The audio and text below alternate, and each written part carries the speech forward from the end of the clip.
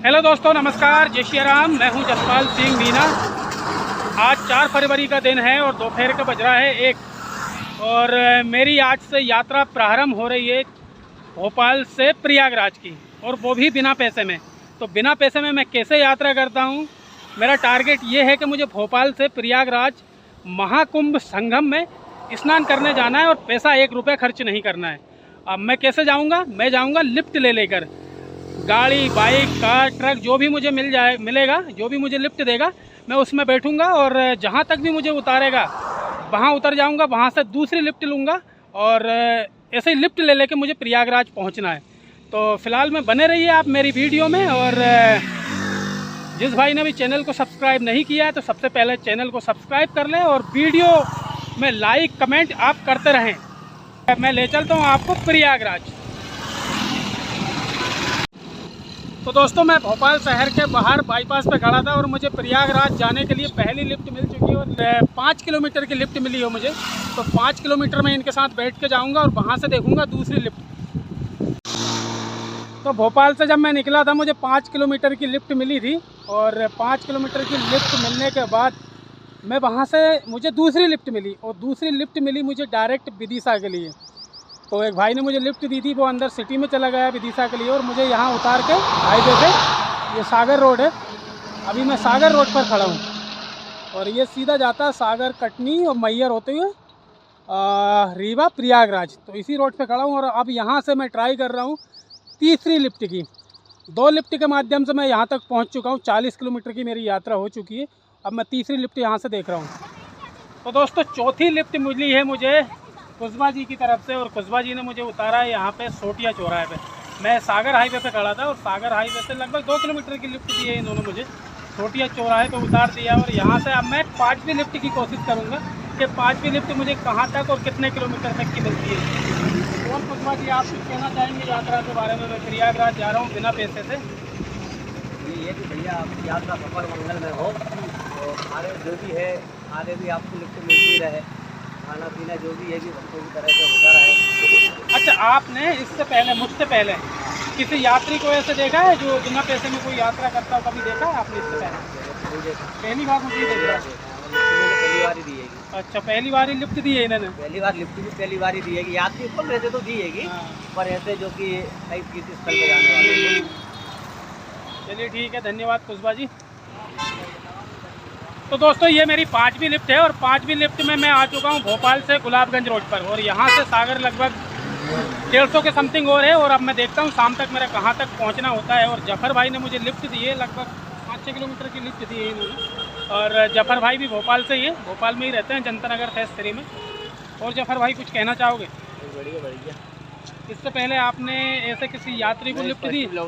अच्छा, तो कैसा लगा देखते? बढ़िया बढ़िया, बहुत बहुत धन्यवाद जफर भाई। तो गुलाबगंज रोड पर मुझे जफर भाई ने उतारा था, वहाँ से थोड़ी सी आगे चल के आया तो मुझे एक MP ऑनलाइन की दुकान दिखी और यहाँ पर मैं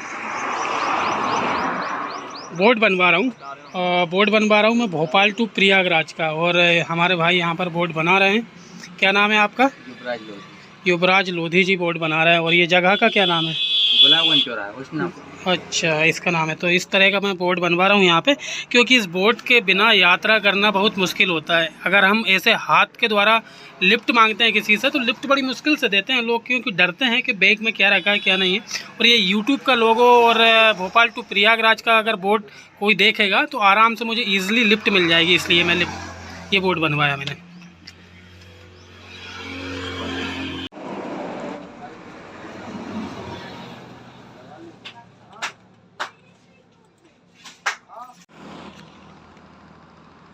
तो दोस्तों, बोर्ड मैंने बनवा लिया है और बोर्ड बनवाने के बाद मैं आ चुका हूँ रोड पे। अब अगली लिफ्ट लेने के लिए ट्राई कर रहा हूँ।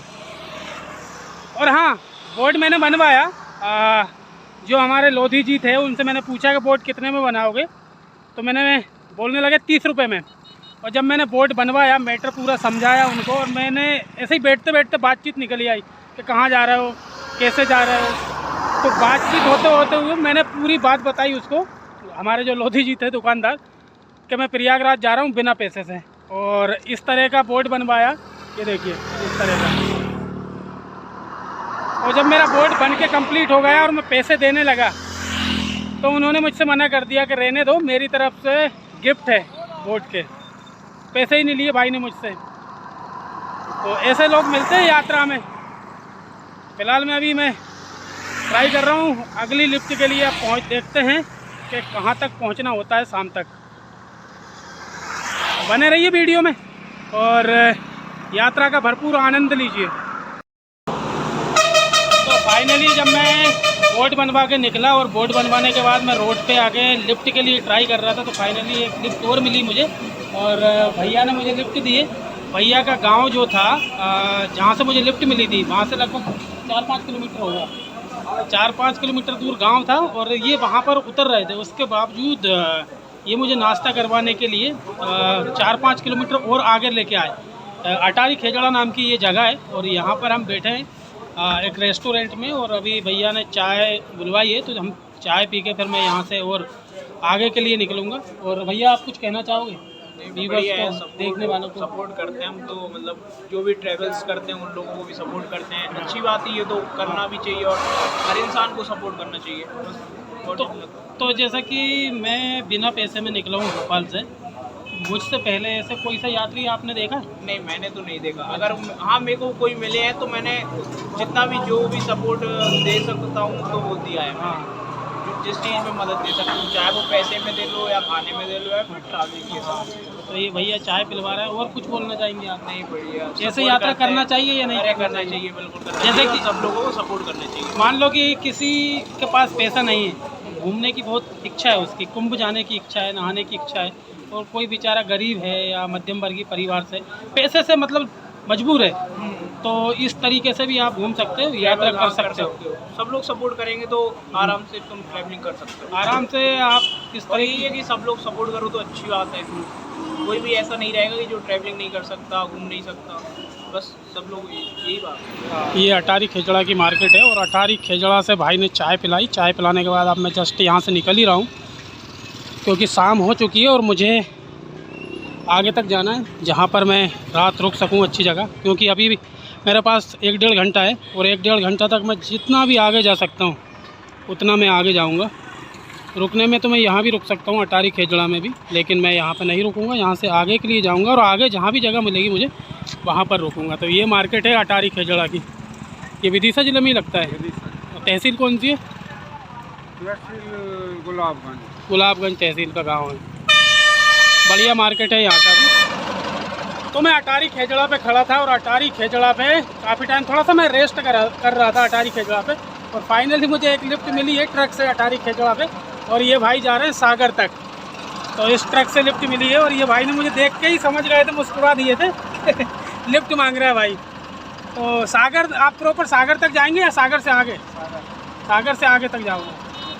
तो इसी ट्रक में बैठ के चलते हैं सागर तक।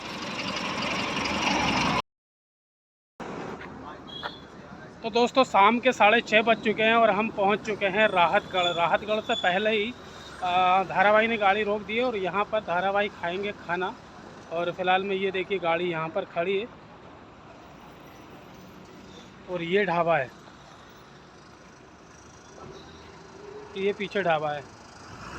तो यहाँ पर थोड़ा सा रेस्ट लेंगे और खाना वाना खा के फिर यहाँ से आगे निकलेंगे। तो दोस्तों हम यहाँ पर रुके हैं श्री मंगलम ढाबा पर और अभी यहाँ पर खाना खा रहे हैं। ये धारावाही बैठे हैं हमारे और दाल फ्राई लगवाई है हमने। देखिए छोटू, तुम्हारा क्या नाम है? छोटू नाम है? अरे वाह यार।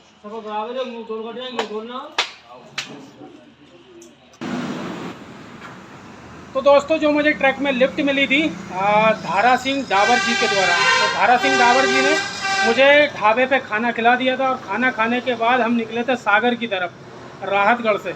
और वहाँ से निकलने के बाद लगभग कुछ दूर ही चले, हम 10-15 किलोमीटर दूर चले होंगे, तो हम सागर सिटी में आ गए। और सागर सिटी में नो एंट्री लगी हुई थी, तो 1 घंटे तक गाड़ी खड़ी रही, नो एंट्री का इंतज़ार करती रही कि कब नो एंट्री खुले और कब हम यहाँ से आगे बढ़े।